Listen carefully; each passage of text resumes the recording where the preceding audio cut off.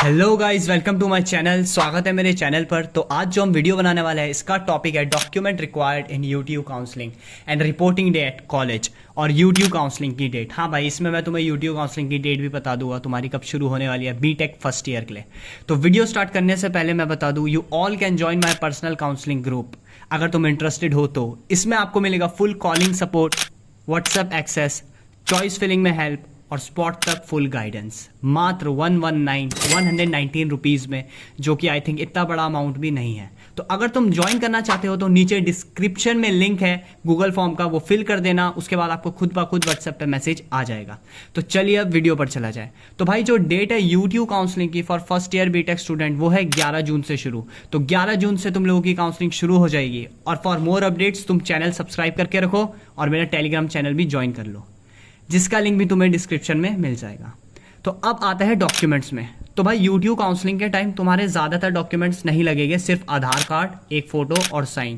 Main document जो होते हैं वो तुम्हारे रिपोर्टिंग डे पे लगते हैं। जब तुम अपनी सीट फ्रीज कर लेते हो, उसके बाद कॉलेज में जाते हो रिपोर्ट करने, उस दिन तुम्हारे मेन डॉक्यूमेंट देखे जाते हैं, लगे जाते हैं। तो भाई चलो, अब ये जो डॉक्यूमेंट्स की लिस्ट है वो मैं लगाता हूँ तुम्हारी स्क्रीन पे। तो देखो भाई, ये मैंने स्क्रीन पे लगा दिया list of documents. Total 24 documents इसमें लिखे गए हैं। ये मैंने पिछले साल की पीडीएफ मेरे पे पड़ी थी, तो मैंने वो ढूंढी, उसके बाद मैंने तुम्हें ये चीज़ बता रहा हूँ। तो भाई चलो स्टार्ट करते हैं पहले नंबर से। तो भाई पहले नंबर पर है 2 demand drafts, 1 for college fees and another for reporting fees. तो भाई 2 डिमांड ड्राफ्ट तुम्हें बनाने पड़ेंगे बैंक से। ये बैंक भी मेंशन हो गए, जब तुम अपनी सीट फ्रीज कर लोगे तो तुम पे पीडीएफ आएगी, उसमें मेंशन हो गए कि इन बैंक से ही डिमांड ड्राफ्ट एक्सेप्टेबल होते हैं। तो वो आएगा और डिमांड ड्राफ्ट में तुम्हें अमाउंट भी लिखी जाएगी कि इतने अमाउंट का तुम्हें डिमांड ड्राफ्ट बनाना है। तो तुम तब वो 2 डिमांड ड्राफ्ट बना लेना और रिपोर्टिंग डे के दिन आ जाना वो डिमांड ड्राफ्ट लेके। और दूसरे नंबर पर है 5 नंबर ऑफ रिसेंट फोटोग्राफ्स। ये तो तुम समझ ही गए होगे भाई, 5 पासपोर्ट साइज की फोटोग्राफ अपनी लेके आना। और तीसरे नंबर पर है सीट अलॉटमेंट लेटर। भाई जब तुम अपनी सीट फ्रीज कर लोगे ना, उसके बाद एक पीडीएफ डाउनलोड होगा खुद ब खुद। वो पीडीएफ ही तुम्हारा सीट अलॉटमेंट लेटर होता है, जिसमें सब कुछ लिखा होता है कि भाई इस बंदे को ये सीट मिल गई है, इस राउंड पे मिल गई है, और बाकी तुम्हारी सारी डिटेल्स। और भाई चौथे 5वें नंबर पर है जेई मेंस का एडमिट कार्ड, जेई मेंस का स्कोर कार्ड। छठे नंबर पर है एप्लीकेशन फॉर्म। तो भाई ये देखो, जैसे एप्लीकेशन फॉर्म फॉर्मेट अटैच लिखा है इसके आगे, इसका मतलब तुम्हें ना जीमेल पे एक पीडीएफ आएगी जिसपे सब कुछ फॉर्मेट के साथ दिया गया होगा। उसी फॉर्मेट में तुम्हें चीज़ें लेनी है या निकालनी है, ठीक है। जैसे ये है एप्लीकेशन फॉर्म फॉर्मेट अटैच, तो तुम्हें ना एप्लीकेशन फॉर्म का फॉर्मेट दिया गया रहेगा एक पीडीएफ में, तुम्हें एज इट इज उसे प्रिंट आउट करके निकाल लेना और एप्लीकेशन फॉर्म भर देना है। सिर्फ एप्लीकेशन फॉर्म के लिए बता रहा हूँ ये मैं, ठीक है। उसके बाद 10th examination marksheet, 10th examination certificate, 12th examination marksheet, 12th examination certificate. तो देखो मेरे टाइम पे क्या होता, मेरे पे ना सर्टिफिकेट नहीं था, तो मैं घबरा गया था भाई, सर्टिफिकेट तो मेरे पे है नहीं, मैं क्या करूँ। तो भाई अब ऐसा हो गया है कि सर्टिफिकेट और मार्कशीट एक ही चीज़ है। जो तुम्हारी मार्कशीट है उसे ही सर्टिफिकेट कंसीडर किया जाएगा, और मार्कशीट को ही, मतलब मार्कशीट ही है सब कुछ, बस मार्कशीट लेके आ जाना, वो इनफ है। सर्टिफिकेट अब मिलना बंद हो गया है, सर्टिफिकेट नहीं मिलता 10th-12th में। तो अब देखो 11th है character certificate from last attended institution. Character certificate ले लेना भाई अपने स्कूल से, 12th में मिलता है वो जब तुम विदा लेते हो अपने स्कूल से। और टीसी भी तुम्हें उसी टाइम मिल जाएगी। 12वें नंबर पर है टीसी या माइग्रेशन सर्टिफिकेट। ओरिजिनल लेके आना भाई, प्रिंट आउट मत लेके आना, ये चीज़ें, ठीक है। और 13th में है मेडिकल सर्टिफिकेट। देखो अब मेडिकल सर्टिफिकेट फॉर्मेट अटैच लिखा है इसके भी लास्ट में, मतलब इसका भी फॉर्मेट तुम्हें पीडीएफ में मिला रहेगा। तुम्हें प्रिंट आउट निकालना है और अपने तुम्हारी जो भी डिस्ट्रिक्ट में गवर्नमेंट हॉस्पिटल है वहाँ जाके तुम्हें अपना मेडिकल सर्टिफिकेट बनवा लेना है। उसके बाद 14 नंबर पे affidavit for gap in education in original. इसका भी भाई तुम्हें फॉर्मेट मिलेगा। देखो 14 number, 15 number, 16 number, 17 number, 18 number, इन सब का तुम्हें फॉर्मेट दिया जाएगा। तुम्हें कुछ नहीं करना है भाई।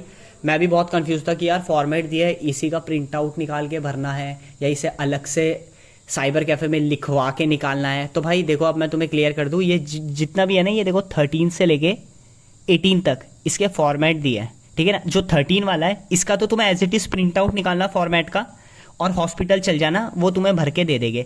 ऐसे ही जो ये कौन सा है 6th नंबर में है एप्लीकेशन फॉर्म, इसका भी तुम प्रिंट आउट निकालना, खुद भर देना, ठीक है ना, खुद ब खुद भर देना। बट अब ये जो 14 से लेके 18 तक चीज़ है ना भाई, 14 से 18 तक चीज़ है, इसका तुम्हें फॉर्मेट दिया है। तुम्हें कुछ नहीं करना, फ़ोन लेना है, तहसील चले जाना है, तहसील में जाके ये सारे एफिडेविट बनते हैं। हमारे टाइम तो तहसील में ही बनते, नहीं सॉरी तहसील में नहीं, ये बनेंगे तुम्हारी कचहरी में या तहसील में, हाँ दोनों में से किसी भी जगह बन जाएंगे। जाना, उन्हें फॉर्मेट दिखाना कि भैया इस फॉर्मेट में निकालना है, वो देखेंगे और फिर वो उसी फॉर्मेट में निकाल के तुम्हें वो चीज़ दे देंगे, वो खुद ब खुद दे देंगे। उसके बाद देखो यही चीज़ affidavit by gap, student for non participating in ragging, non participating parent guardian, ये जितने भी affidavit by parent for anti alcohol drug abuse, ये जितने भी बनेंगे तुम भाई दिखाओ, फॉर्मेट दिखाओ, वो तुम्हें बना के दे देंगे। और भाई ये बात तुम याद रखना, ये जो 14 नंबर से 18 नंबर तक तुम जितने भी एफिडेविट बना रहे हो, ये देख लो ये बनेंगे ₹10 की नॉन जुडिशियल स्टैम्प पेपर में। तो ये ध्यान रखना, ये इनमें ही बनाना, मतलब तुम जब बनवाओगे तो उसे बोल देना कि भैया ये देखो ये हमें ₹10 की नॉन जुडिशियल स्टैम्प पेपर में बनाना है, तो वो तुम्हें बना के दे देगा। तो चलो अब चलते हैं 19 नंबर पे। उसके बाद 19 नंबर पे है डोमोसेल सर्टिफिकेट। भाई डोमोसेल सर्टिफिकेट तुम पे होना चाहिए, तभी तुम होम स्टेट के माने जाओगे, अदरवाइज तुम्हें होम स्टेट का कंसीडर नहीं किया जाएगा। उसके बाद 21 में सब कैटेगरी, 20 में कैटेगरी सर्टिफिकेट तुम पे होना ही चाहिए अगर तुम्हारी कैटेगरी लग रही है तो।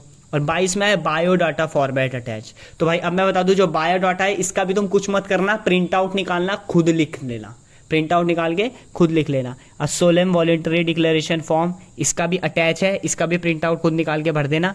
और 24वें नंबर पर है आधार कार्ड। भाई आधार कार्ड तो सब पे होता ही है, आधार कार्ड की फोटोकॉपी निकाल के रखना अपने पास। और मैं तुम्हें एक एडवाइस दूंगा हर चीज़ का ना भाई, फोटोकॉपी रखना अपने पास, 2-2 3-3 मैं तो बोलता हूँ 3-3 4-4 फोटोकॉपी रखना भाई, कि कभी कभी ऐसा होता है कि खो जाती है, तो बाकी चीज़ें तुम पे बैकअप के लिए रहनी चाहिए। तो आई थिंक इतना कुछ हेल्पफुल होगा तुम लोगों के लिए। और बाकी तुम्हें अगर कोई भी डाउट है तो भाई कमेंट सेक्शन खुला है, कमेंट करो, मेरा टेलीग्राम चैनल ज्वाइन कर लो, वहाँ पे डाउट पूछ सकते हो तुम लोग, अगर तुम्हें कुछ समझ ना आया हो या तुम्हें कुछ क्लियर ना हुआ हो तो you can join my Telegram channel. और जितने भी अपडेट्स आते रहेंगे वो मैं देते रहूँगा, तो भाई चैनल सब्सक्राइब करना मत भूलना और मेरा टेलीग्राम चैनल भी ज्वाइन कर लो। तो आई होप ये वीडियो तुम्हारे लिए अच्छी रही हो। तो चलिए अब तुमसे मिला जाए नेक्स्ट वीडियो में, तब तक ले tata bye bye, take care.